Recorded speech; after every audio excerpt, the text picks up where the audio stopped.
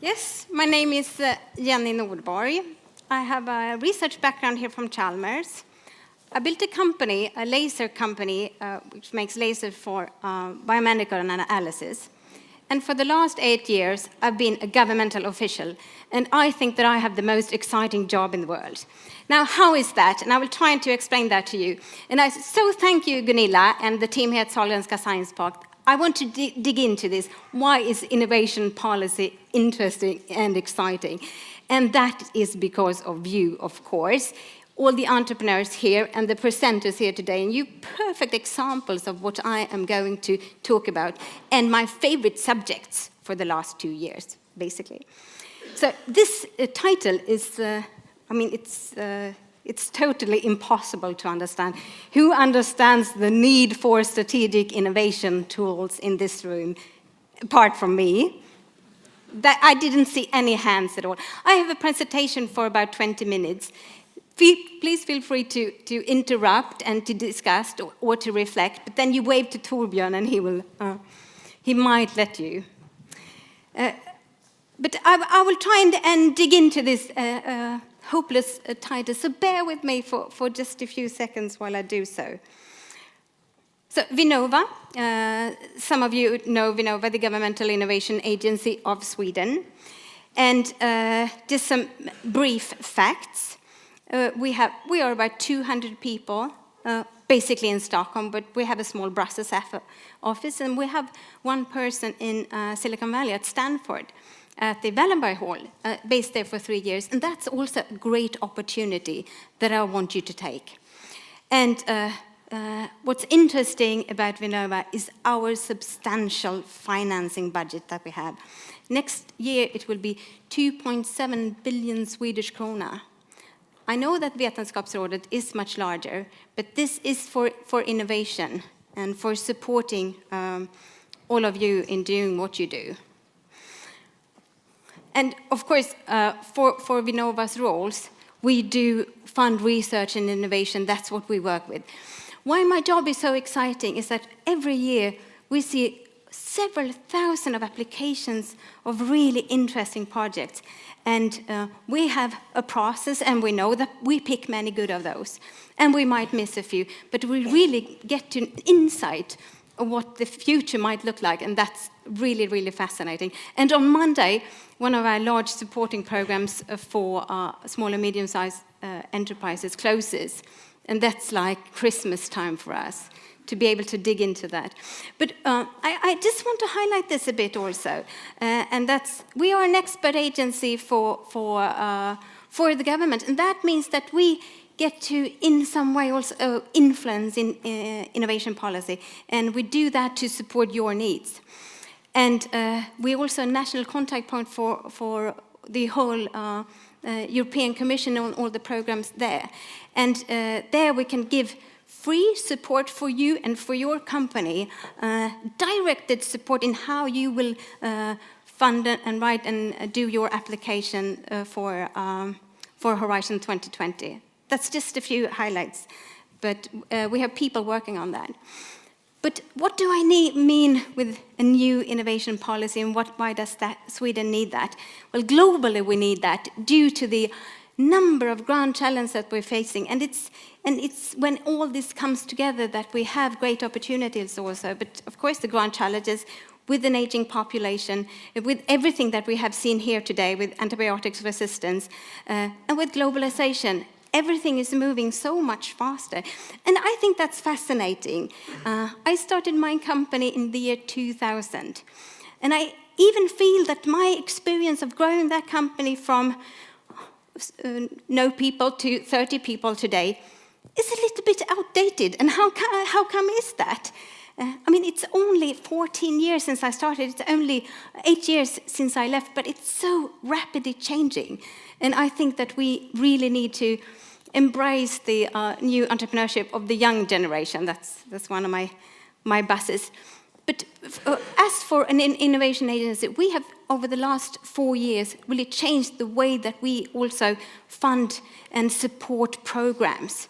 And it's due to these, to the global challenges. We see that we can't finance an ICT company or a medical company or pharmaceuticals isolated in that way, because you all need, it's collaboration that's really needed. We need to find the opportunities to bring world-class research together, of course. I mean, that's a good basis, but we have a lot of that also in Sweden and in our network. But to combine the skills from very many sectors and to apply known technologies into new applications, but moreover, I think to attract the really talented people to Sweden.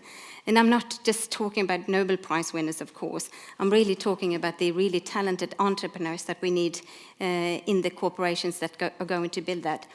And we need to make it possible for those experts that work clinically at the hospitals and in our healthcare to be able to collaborate in developing new innovative treatments and to develop new business. And that's how we see health. So if you look at VINNOVA's homepage, you don't see a program for applications for pharmaceuticals and for medical technology. You see many supporting programs that are for SMEs, for collaborations. And we work all through the cycle. We see that we have to work just as well as with prevention than we do with technology, and technology for prevention and everything that comes with it. So I'm just trying to highlight a little bit of that we have the whole portfolio of finance support. And one that has been my keen interest for the last 2 years is that we are in the middle of a paradigm shift. It's digitalisation. And we've seen two, I think, very good examples of that here today with 1928 Diagnostics and now I forgot the company name. Good Life Me. Should never forget Good Life Me again. Promise. That's a vow. And we see this digitalisation happening everywhere. And as you pointed out, it will not only totally change the way that we do research and ask research questions. It will change the way that we deliver care and the way that we work with prevention and the way that we find new business. And that's why I think it's so interesting for Sweden to focus on this area, because we have an expertise really in ICT solutions, and we have really good healthcare that is in development phase. We have medical doctors that have this ability actually to do this, and we have a lot of entrepreneurs within these areas. And also, we are a quite adaptive population with a lot of quantified self who work in this area. So the way of utilizing the massive data that is out there and finding the businesses, that's what I want to see. I've seen a lot of interesting examples and applications over the last year, and I really find it as my personal goal that I want to see 5 Swedish companies within the next 3 to 5 years that are globally known for being these type of companies. I don't know at all how that is going to happen. I just know that that's my mission. So going back to the PowerPoints with a lot of words in. So the way that we see how we can work with strategy for health innovation at VINNOVA is, of course, that we have to meet these challenges of the global restructuring of life science. Now, how do we really utilize the big pharma that are active in Sweden to be maintained in the Swedish ecosystem? It's crucial. It's crucial for them to stay here, and it's crucial for us to attract new players in that field. But it's also crucial for us to grow the collaboration in the value chains with smaller companies. And we see that, of course, we have to meet the global health challenges. That's our mission. And when Swedish companies meet global health challenges, that's also where they find new business. And the third part is really that healthcare needs to be a partner in developing innovation. And that is one of the reasons that we have, for the last 2 years, focused quite a lot on how we can support also the public sector. So how do you at all connect to innovation in the public sector?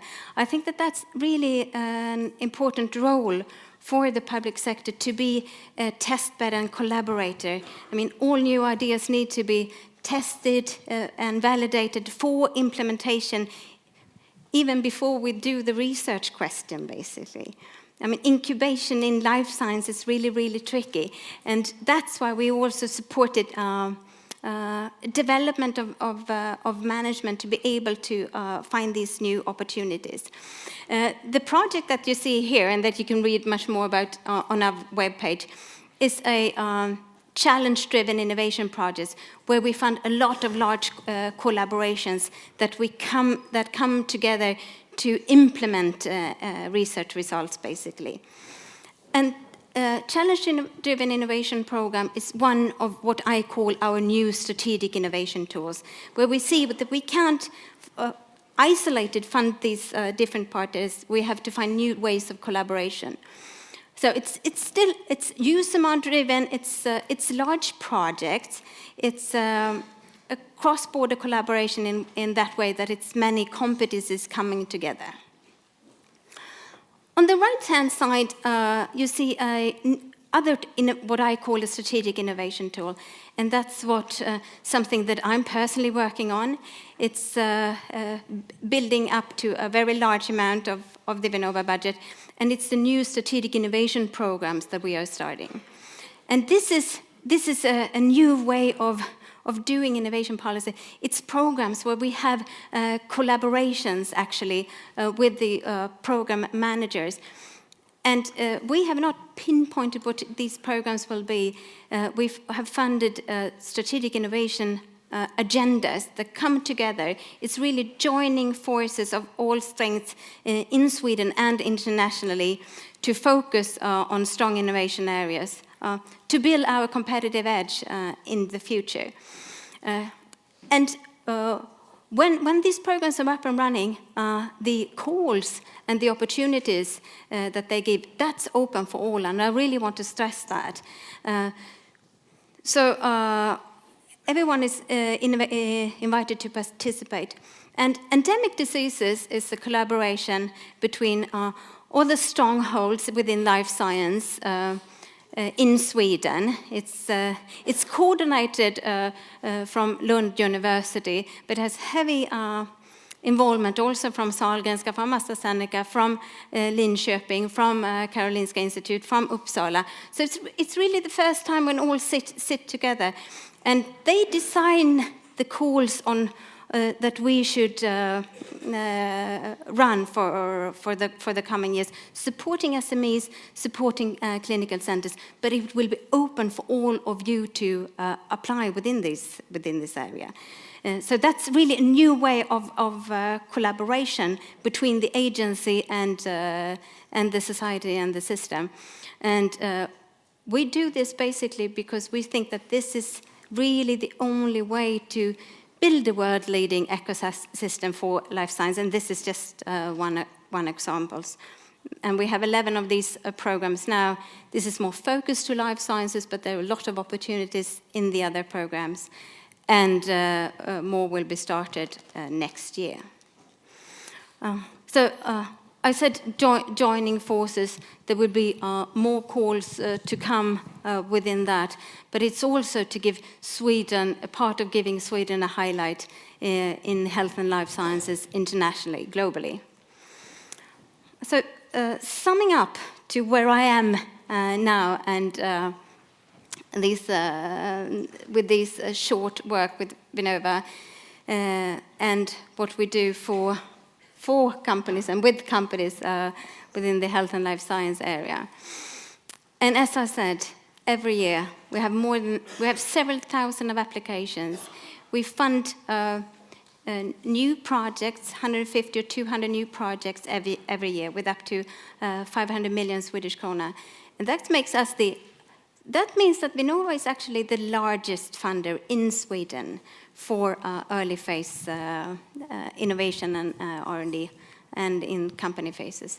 And this program, we have had the SME programs for 8 years now, since I started at VINNOVA, and it will be maintained and even enlarged next year. And apart from the national program, we're running the Eurostars program within the EU, and we have support for that. So, and this is my summarizing slide of what I really wanted to say.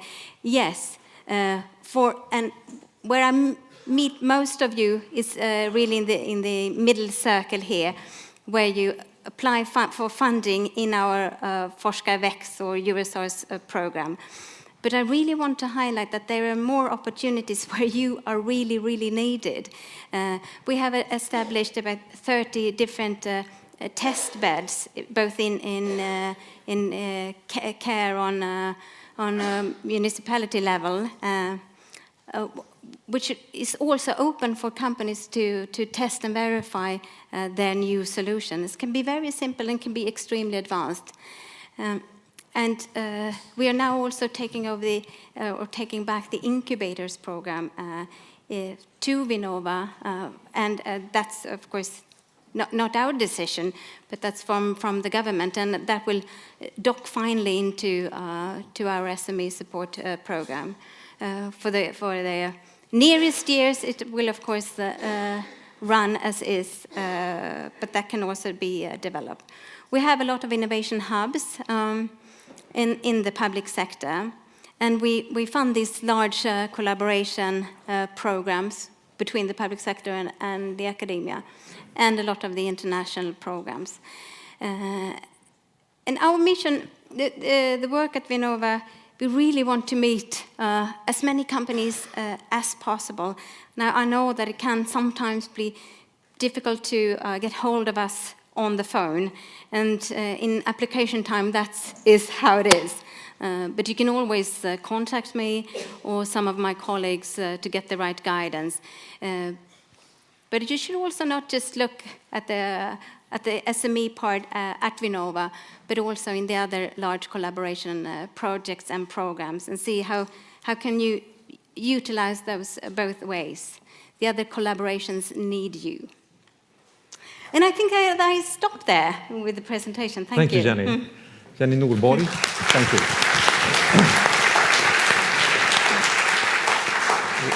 We have time for questions. We have one over here. But I can start when you get your mic. I have a question before that.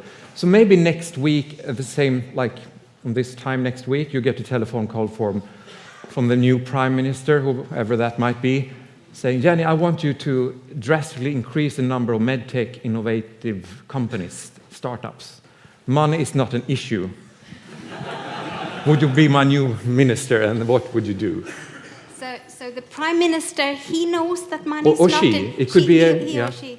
Might call you and say that. I mean, really talking, could it be she? What do I know about Swedish politics that you don't? So what would you do? Well, regardless of who it is. Okay. Now I will totally change the answer that I got 1 second ago in my head. And it shouldn't be the VINNOVA answer. It should be the VINNOVA answer, but I am representing VINNOVA here. But if the new Prime Minister would call me and say that it's not a money issue, I would still question that a little bit, because when I always say that to all the companies, I don't think that it's a money issue, I always get back, well, it is still a money issue. So let's face it, I think that we need a larger budget in early phase. But I wouldn't do that solemnly. I wouldn't say that, well, I think that you should quadruple VINNOVA's funding for SMEs. So if we have direct funding for SMEs at VINNOVA that are 500,000 million krona per year, if that would be, if the whole 2 billion will be for SMEs, I don't think that that would be the trick. I think that he or she, but this time it will be a he, next time it will be a she. I think that in drafting the new innovation policy, I think that to make an analogy for patient-centered care, I think that it should be an SME-centered innovation policy, really focusing, starting from the growing companies of Sweden, and see how can we put these companies in the center and see that all the very fine academic research that we have, the whole care and the whole public sector can support that together, all the large companies coming together, but focusing on where I think that, where VINNOVA thinks, but that was more me maybe, that it does the most difference, actually. So can we vote for you next time? Thank you for your presentation. Your enthusiasm is nice to hear. Your realism is less. The problem with life science in Sweden is that the diagnosis is incorrect or is not being done. What is wrong in the state of Sweden? Why did we go from a top tiger line to the bottom line? And the government is doing investment. Everybody talks how important life science is, at one hand. And then you have governmental bodies who make your home market almost impossible to work. I've been fortunate in my life to take several pharmaceuticals to the market, at also being a professor at Sahlgrenska Academy. I'm working now in Pulse. I would say that Sweden doesn't know what the left hand is doing and the right hand is doing. As an example, I'm not involved in this. AstraZeneca had a drug called Crestor, and Crestor has the lowest market share in the Western world in Sweden. That's how we handle our own companies. So I would suggest, with your enthusiasm, when you're selling innovations, financing innovations into the government, regardless of which government it is, we have to be starting to work and to diagnose the condition in Sweden. And the fact is that we are very close of losing AstraZeneca in Mölndal. That could be lost because UK is much more aggressive than Sweden is, and AstraZeneca is in fact not a Swedish company, it's a UK company. And we thought that we saved it now, and Pfizer has gone back to Manhattan, but no way. So we had to start to diagnose what's wrong in Sweden, because your enthusiasm is needed, but also to push and ask, what are the problems with small companies? What do they see when they work in Sweden? We have lost a lot of clinical trials in Sweden. We are not competitive anymore. I've been involved in that. I think that you have to let me into the dialogue now. Yeah. I'm sorry. I could give a talk about this, as you hear. Yeah, that will be next year. I missed your name and affiliation. Bengtsson, professor at Sahlgrenska Academy, and also involved in Pulse Invest in Helsingborg. Also chairman of Oncorena, will be presented later. Board member of Arcocort and previously in Durocort, and also founder of Tursica, who went to NASDAQ. Thank you. I think that it sounds like you really know what you're talking about.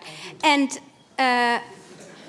about the analysis of what's the Swedish real challenges, I didn't go into that.